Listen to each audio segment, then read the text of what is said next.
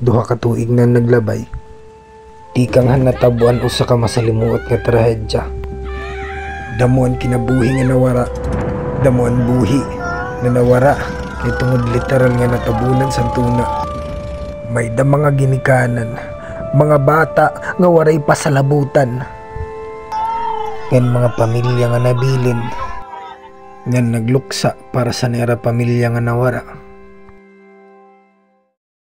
Ari kita yan sa Barangay Victoria, Buyog Leyte. Then, ngayon ay ika 2 years anniversary ng Pilar landslide.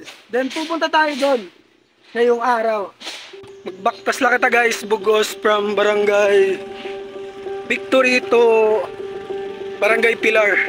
Tungod kay anniversary di sa Barangay Pilares, gusto ko talaga kadtuon ini nga lugar. Ngan gusto ko makitaan kung ano na bago na niya itsura di. Pero ginkinahanglan ko nga magsakripisyo nga magbaktas. Ini nga punto isa din ako umabot ako sa pantalan sa Barangay Santo Niño. Didi ako umagi sa Barangay Santo Niño, kaya ang Barangay Santo Niño an usa nga pinakaharani nga aragian kung babaktason ko la ang Barangay Pilar. The moment na sumakay ako sini nga bangka, damuan mga bagay nga sumagi sa akon hunahuna kay tungod maliban sa makapoy. Usa pa, delikado ini nga akon bubuhaton. Pero dere, padayon kita, padayon.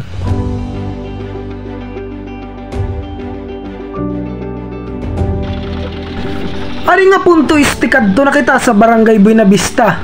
Ngan bugos nga desidido na kita nga mungad tugod kita sa Barangay Pilar. Ngan amo na ngan ini. This is the time nga umabot na kita sa Barangay Buenavista. Gintatatagang ko na takloob, tak mga tuhod. Kay maaram ako nga dinhi na magtitikang ang tinuod nga challenge. Yo, what's up mga lods? So, update. Adin ako yan sa Barangay Buenavista. Ari sa atubangan sa Barangay Buenavista Elementary School pala. Nagkaklase pa yung mga bata. Ako papunta na ako ng Lawaan. Habang gimbabaktas ko ang Barangay Buenavista tikadto sa Barangay Lawaan, dari talaga maiwasan nga mukha di sa akon huna-huna ang sobra kakapoy. Alam nyo guys, sobrang nakakapagod. This is totoong challenge para sa akin kasi wari ko dara nga pagkaon, kwarta may da, igula, pantabok sa Buenavista. This is true challenge. Tubig lang yung dala ko. So magsusurvive ako papunta doon at pauwi mamaya na tubig lang yung dala ko. Guys, dalawa yung daanan. Nakalimutan ko saan ako dadaan. Whew. Pero feel ko dito kasi parang papuntang dagat to. Dito na lang ako, bahala na. Babalik na lang ako kung sakali. Ngayon parang may nakaharang. Sini nga mga puntis, di rin agad ako maaram kung diin na kumuagi. Pero nagpadayon lagi hapon ako, bisan di ako sigurado. Hantod san may nabatian ako nga tingog sinusa ka motor nga tipaharani sa akon. Ngan sini nga punto ay sobra na akong kalipay dahil usay ni nga sign nga tama ang dalan nga aton gingkatuan. Ngan sa pira ka minutos nga aton pagbaktas is minabot na gyap ako sang tulay san Barangay Lawaan. Hey, what's up man? Ang ganda, nandito na tayo sa wakas. Let's go.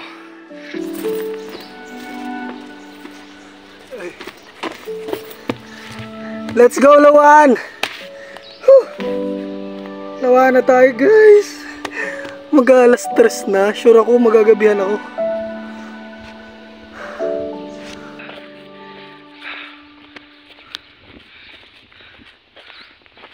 Kaya pa. Kaya pa. Sheesh. Ang ganda guys. Nandito na tayo sa bundok ng Lawaan. Barangay Lawaan, Buyog Leyte. Ang ganda guys. Tapos sa likod niyan is Barangay Bahay. Din ako sa Barangay Lawaan. So kita akong bubuhaton niya na is mukat to sa pinaka highway niya, sa pinaka kalsada. Then aakit ako papunta ng Barangay Bahay. Mininom lang ako sin tubig ngan lumingkod ako kadali. Then nagpatuloy na rin ako sa paglalakad. Ngan while kita nagbaktas is may nakasalubong kita nga mga bata. Kuya G! Hey, what's up?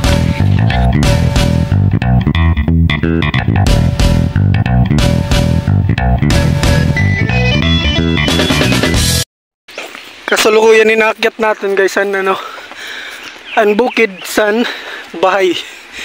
Ha.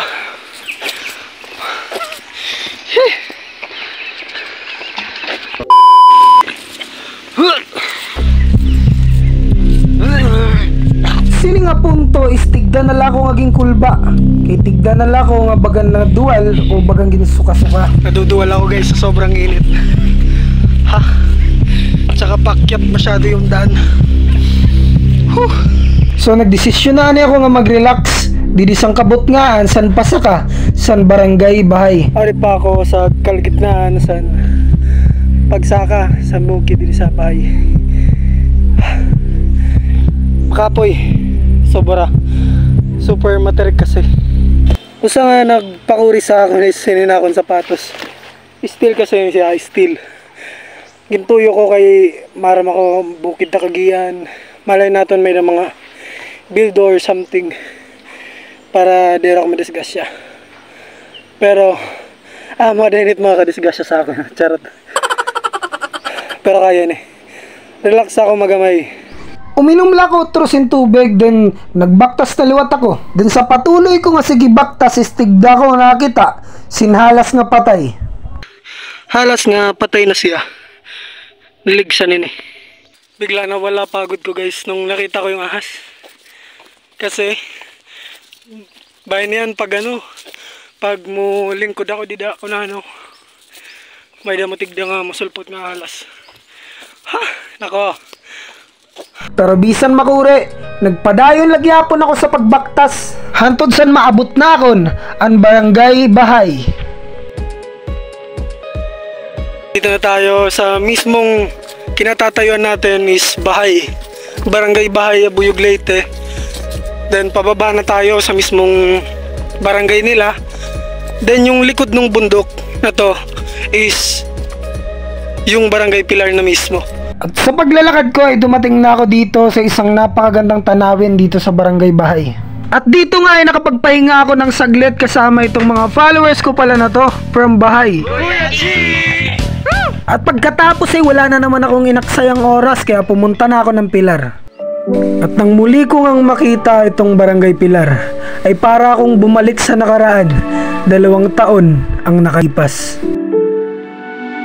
Nandito tayo ngayon sa lugar ng barangay Pilar, Buyog Leyte. Then ito yung mismong ground na nagkaroon ng landslide. Dahil sa tuloy-tuloy na pag-ulan, walang tigil na pag-ulan dahil sa isang bagyo. Maraming buhay ang nawala, maraming tao ang natabunan ng buhay at hindi na nahanap. Yung iba nakita pero wala ng mga buhay. Merong ibang nakaligtas pero puro sugatan. Merong mga batang namatay, matatanda, magulang. Marami pa. Mga arerian, bahay na natabunan. At ngayon ay naging isang alaala na lang sa kanila ang isang magandang lugar at barangay nila dati.